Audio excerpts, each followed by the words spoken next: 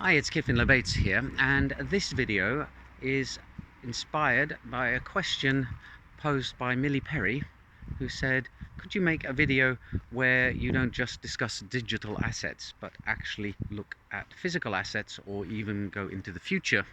So I'll have a shot and let's see where we end up. I am going to start with fungible tokens, even though eventually I'm going to talk about non-fungible tokens, and look at the different steps of abstraction and the steps of linkage that occur with different kinds of blockchain-based digital tokens. So if you take the most familiar fungible tokens in the blockchain space, cryptocurrency, they just represent themselves. I'm going to sound like I'm quoting Mario Draghi here, but a Bitcoin is just a Bitcoin, and it represents itself. Now, if you are going to use it for some purpose, for payments, then you have to have an understanding between yourself and the other person with whom you're trading in order for the exchange to take place. So if you think a Bitcoin has value and the person you're trading with believes it has value, then you'll swap it. But it doesn't mean that the Bitcoin represents something else in and of itself. It's just that the person buying it believes that they're going to get more dollars or euros for it, or that they'll be able to buy a shiny new bicycle or a Lamborghini with it at some point in the future. The Bitcoin is just a Bitcoin. Now, then when you look at other fungible tokens, you can use them, for example, to represent shares in a company. Now there has to be an agreement between the shareholders that that is how they're going to represent shares, and that means that you're going to need a description in the company articles to state that these tokens on a blockchain represent the shares in the company. And I think we've seen that happening already with some companies where they're releasing their shares in the form of digital assets rather than being stored in a database in some central authority whose authority is respected. So that means that then if you have a problem, if the rights that come with the shares in a company aren't being respected, you have a legal contract that you can refer to, and you can actually go to court and prosecute the organization that isn't respecting the rights that you're supposed to have. And there's a huge body of corporate law out there for each jurisdiction that you can draw on for your case. So that's fungible tokens, and we've already got two kind of different classes there. One is cryptocurrencies and other ones are ones that represent something else. You can, however, have fungible tokens that represent a right, and that right is enshrined in code. And this is where you see things like, for example, tokens on lending platforms such as Aave, where you deposit an asset and you get a token representing the fact that you have deposited that asset back, and it comes with certain rights and promises, such as, for example, getting interest. And there you don't have to turn to the courts in order to get your interest if it's not paid out, because it should be paid out. The code will automatically ensure that if the lending system is making a profit, those profits are shared between all the people holding the tokens representing their stake in the assets that that lending protocol has. So that's different from normal traditional finance, in that you're essentially, as long as the code is bug-free, so there are a lot of caveats, as long as the code is bug-free and has been implemented properly and you've checked it, when you stake your ether or you deposit some token, you get these representative tokens, and the smart contracts will ensure that you get what you're supposed to get. So that's fungible tokens, and now we've already got three different kind of ways in which they can be used. Now, if we look at non-fungible tokens, well, in a sense, they mirror some of the things of fungible tokens. And you can just mint an NFT on a smart contract platform, and it just represents itself. Now, why would something like that have value? Well, if the token has been minted by somebody, it's been touched by the hand of a significant person, then it may accrue value because other people would like to have this digital thing that is somehow connected with someone who's famous. The thing about non-fungible tokens is the way that they are actually implemented in the moment using the ERC 721 standard is that they are pointers. You have the same thing that you have with fungible tokens in that they have an owner. The owner has control over them and can decide to hold on to them or transfer them using the private key associated with the public key that is registered as owning that particular token. But they also contain fields for putting what are known as URL or URIs, universal resource locators, into the token that can point to files off-chain and that allow you to have a lot more data than you can actually put on the chain, because putting data on blockchains is relatively expensive in most of the familiar open public blockchains. So for example, on Ethereum there's a very high charge to put a lot of data on the chain, so whenever possible people like to keep it off-chain, and then you can use pointers or references to the off-chain data. So if we now look at digital assets, and I'm sorry Millie, I'm kind of working my way through this slowly, those digital assets will exist typically off-chain, then the NFT has a pointer to them. Now you have a linkage problem in that how can some sense of ownership rights to those off-chain assets be put into the system, because just having an NFT that points to a digital file on a file server or on the interplanetary file system doesn't give you any rights over that file. You only own the NFT, you only own the pointer, not the thing that's being pointed to. And one of the ways of doing that is, as in the case of the fungible tokens, the share example that I was giving, is to have a legal contract where if somebody starts exploiting that file, making money off it, let's say they're infringing the copyright, and you have a contract from the original creator that says that whoever owns the NFT owns the copyright and owns the reproduction rights on that digital asset or that JPEG file or something like that, then you can go and sue the infringer. But in that case, we're just using the NFTs as an alternative to a database, and it does give you something extra that a central authority having a database registering copyrights doesn't give you, which is the control to transfer the asset and therefore the rights without requiring the third party to sanction that transfer. And in some cases where there are censorship problems, that might actually be useful, but in a lot of copyright cases that's actually not going to be relevant, and therefore the overhead of maintaining the whole thing on a blockchain may not be justifiable. Now some people will chime in and say, but then you can start having automated royalty payments and stuff like that, and that's true. Handling royalty payments is inefficient at the moment, and I do think that blockchain offers a lot of potential for handling royalty payments in an automated manner, thereby meaning that the people who are owed those royalties can get them a lot quicker than under current systems. But anyway, that's an aside discussion. So when we then have these NFTs, we can look at, well, what categories of items can they represent ownership for? And Millie was saying, you're just talking about digital things, and the reason why I talk about digital things is because they are a lot easier to connect. If you create an NFT that represents a game item, then you have the game, you have the NFT on the blockchain that has a specific owner, and when someone goes to the game, they can use their private key to log in, effectively sign an authentication request. Now they're logged into the game, and the game knows that that particular asset is owned by them and no one else, and so therefore they are the only ones running around with a magic sword, a unique magic sword in the case of a non-fungible token. So the reason why I like looking at digital assets is because I can see how I could go about actually doing something with them without having to involve contracts and lawyers and things like that.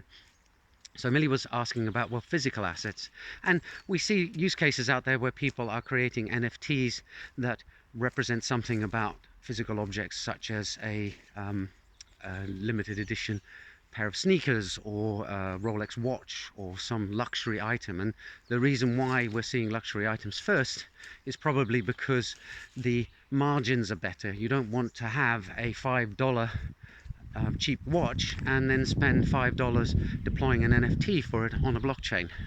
The economics don't make sense there. But if you have a $5,000 watch, it's a luxury item, you can add more excitement as to the luxury of the item by it coming with its associated NFT.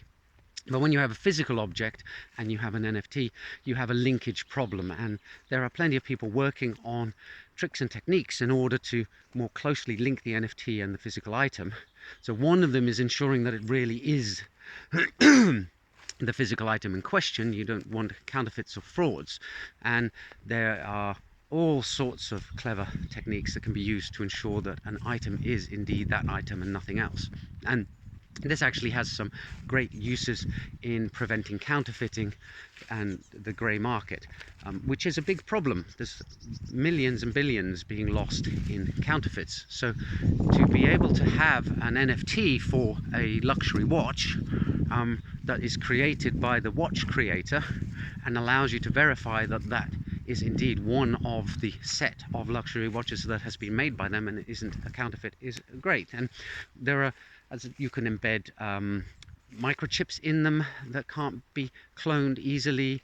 You can look at physical defects within the structure of things that you manufacture and use those, record those as a digital fingerprint in the NFT, things like that, to ensure that the physical object and the NFT are linked and come from the same source. And that's the great thing about an NFT, is if you have a company which has a known public address and they are careful in looking after their private key, they can sign things with that private key and you know it's coming from them. We see this in software, where a software publisher will verify that the software package that you're downloading is genuinely from this corporation and not from some hacker who's put a Trojan or some malware inside it. And it carries that concept over into physical objects. So I think there's a lot of opportunity there, but I don't look at it in detail because it also sounds like a lot of effort, and I'm a mathematician by training, and the real world just kind of gets in the way of things. It's messy and difficult and expensive. Maths is something you can do just with your mind, and it's one of the appeals of computer software as well. Once you've got your computer, you can start creating things without having to get your hands messy in the real world. So when you look at the real world and ownership of objects, and then you look at the NFT, there's a problem, a really difficult one, which is how do you stop the physical object and the NFT going separate ways? If I've got a digital watch, and not a digital watch, I've got a luxury watch and an NFT associated with them, so I've got the watch on my wrist and the NFT in my blockchain wallet, that's all very well and good, but there is nothing that can stop me from selling the watch and hanging on to the NFT, or from selling the watch and selling the NFT off to two different parties. And then the only thing that can really bring them back together, as far as I can see, is going back to the traditional legal world and having a contract associated with the watch and the NFT that says that they must be kept together. And then you can say the real owner of the watch is the person who owns the NFT, which means that somebody who is going to buy the watch off you will also insist on getting the NFT, otherwise they don't really own it. When you then sell the NFT to somebody else, that other person can then sue the person in physical possession of the watch to get that physical object off them too. And this is a bit difficult at the moment because a lot of people are not going to be aware, if you create such a system, that there is a contract associated with the ownership of the watch and the NFT. Maybe in the future, when everybody is aware of the fact that every valuable item comes with its own NFT, if that's how the future does unwind, so there you go, Millie, I'm talking about the future, then I can see that as being feasible. But I'm not sure what a judge is going to say if somebody stands up in court and says, I've got a non-fungible token on the Ethereum blockchain that says I own that Rolex, and the person who's wearing the Rolex on the wrist says, well, I paid the guy who bought it this much money in order to own it. I think the judge would probably side with the physical object owner and not the NFT. It's going to take a lot of arguing over the contract in order to say, no, it goes to the person with the NFT, and tough luck to the person who paid cash for the physical object only, unless you can find the seller, and that is often problem when it comes to, say, for example, cash transactions between people. Mind you, I'm not sure who would go and buy a Rolex watch for thousands of dollars in a cash for watch deal. Doesn't seem like the smartest thing to do, to buy very expensive things in cash without knowing the other person, but there you go. So that's looking a bit at linking physical objects to NFTs. Now, all of this stuff boils down to ownership. Who owns what? And the thing about ownership is it's not a simple concept. When you're a kid, you think it's very clear. I own this toy because my parents or Santa Claus gave it to me, and therefore I'm not going to let my friend play with it because I have control over it. That's kind of, in a certain sense, what's going on in the mind of a kid, although they won't be using exactly those words. They'll probably just say mine. But when you look at ownership of things in the real world that adults consider to own, there are a whole different set of classes of them, and they all come with their different challenges and problems. And I've talked before about how if you own a small object like a coin or a penknife, well, you have control over it because it's in your possession. Somebody else doesn't have their hands on it, and because it's small, you can keep that possession by having it in your pocket or on your person. And when you get bigger objects, in order to own them, you typically store them in a warehouse that you have the key to, or your home. And then speaking about your home, well, that's a big object. You can't carry a house around in your pocket, and for that we use registries, and you could therefore put the registry on a blockchain instead of it being in a government database. But the fact is, the ownership of that house is only real because the government enforces the respect for that sense of ownership. If I go and break into somebody else's house and start living in it, they can use the courts and then the police in order to ensure that I am evicted and possibly fined or even incarcerated for daring to try to take control over somebody else's property. And the same with land. Then the third class of property is abstract property, and I've talked about that as well before. Things like songs or stories, which when you put them in tangible form can be copyrighted. Things like inventions and ideas, which you can patent and then sue people for infringement if they start using your idea without your permission, and so on and so forth. And again, you could represent the ownership of these things with NFTs, but it's really going to be on a case-by-case basis, and you need to examine, well, what value do I gain from having an NFT to represent that object, rather than going with the central authority and their central database, given that in the third class of ownership, this ownership of abstract property, you are going to need to rely on a government and their courts and police force and their strength, their force, in order to assert your ownership of these abstract assets. So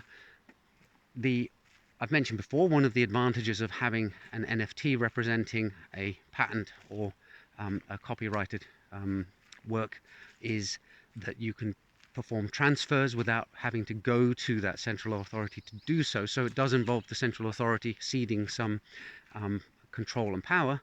I don't know to what extent patent offices or land registries or stuff like that are going to be happy with ceding that. Maybe they would actually be happy to have the headache of maintaining this thing and paying for it out of their hands. You know, it's a cost saving for them too.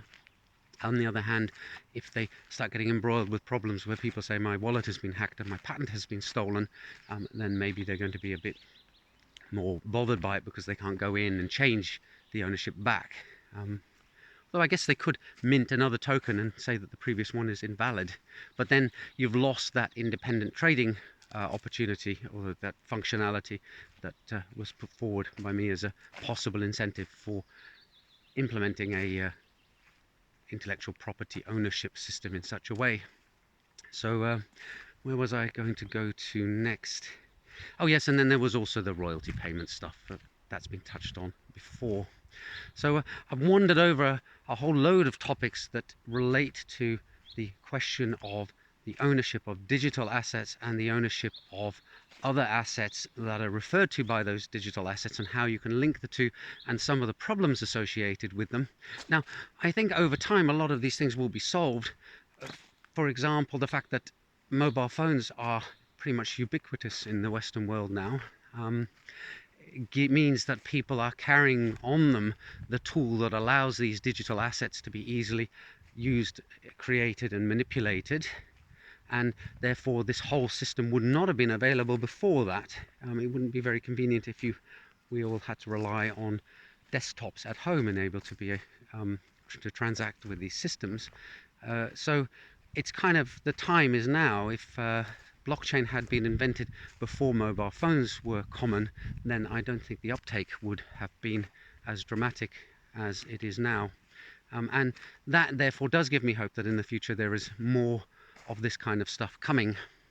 But it does involve a shift in mindsets to actually understand what is going on in this world of tokens and blockchains, and that is something that is slowly happening, but we're not there yet, and therefore to a lot of people all this discussion is actually going to seem a bit meaningless. But we never know what the future is going to bring. Who knows what 10, 20, 30 years from now it's going to be like. Maybe this will take off like wildfire, and our children or our grandchildren are actually going to see this as normal and natural. I imagine the same thing happened when cash appeared, that some people still wanted their precious metal representations rather than, sorry, when I say cash there I mean fiat. That some people were skeptical about the representation of value by bits of paper printed by a government rather than stamped coins where the actual material that the money was made from was seen to have value. So and that shift happened, so maybe this shift will happen too. I guess only time will tell. Anyway, I think I've gone on long enough, so I'll wrap that up now. Hope you found it interesting. Feel free to ask any questions or comments, make any comments in the comment boxes below. Look forward to hearing from you, because it's always good to have a debate about these things rather than just my one-sided view. Allows me to develop too. And I'll see you in the next video soon. Bye for now.